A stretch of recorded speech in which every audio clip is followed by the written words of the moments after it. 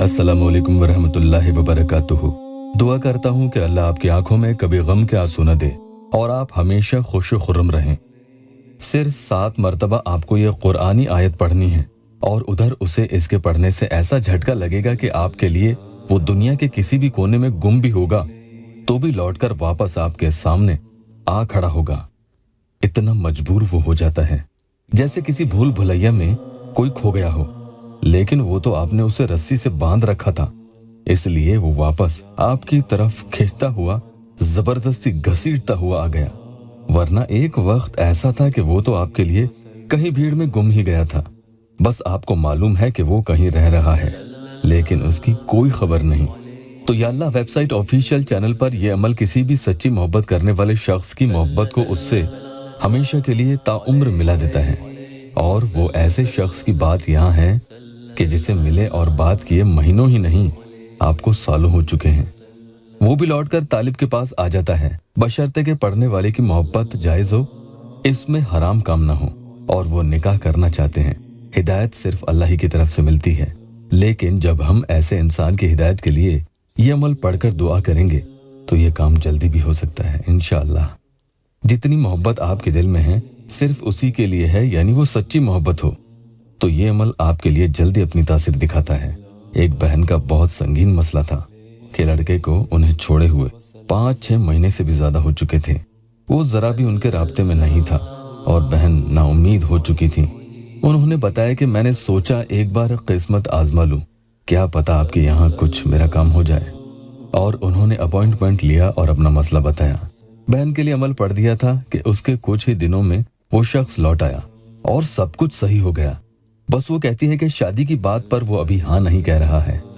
अब उनके लिए शादी का खास दूसरा अमल करना होगा। ये एक दूसरा कोर्स होता है। अमल पढ़ने से पहले इसकी कुछ शराइत हैं, उन्हें आप जरूर जान लें।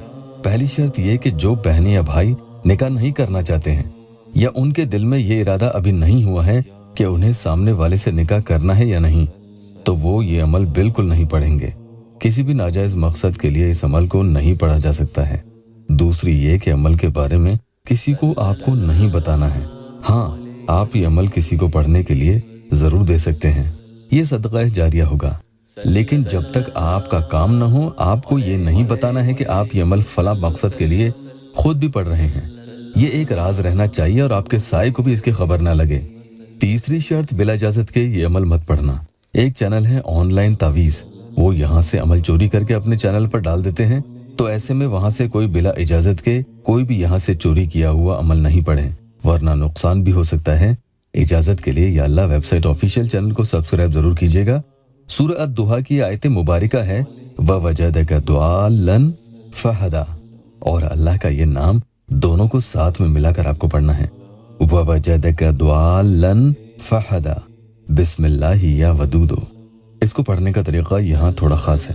इंशाअल्लाह वो इंसान हिदायत तो पाएगा ही, मतलब वो तमाम गलत काम तो छोड़ेगा ही, चाहे कोई शौहर अपनी बीवी पर जुल्म ही करे या नाइंसाफी ही क्यों ना करता हो। इसकी बरकत से सच्चा फरमाबरदार बन जाता है।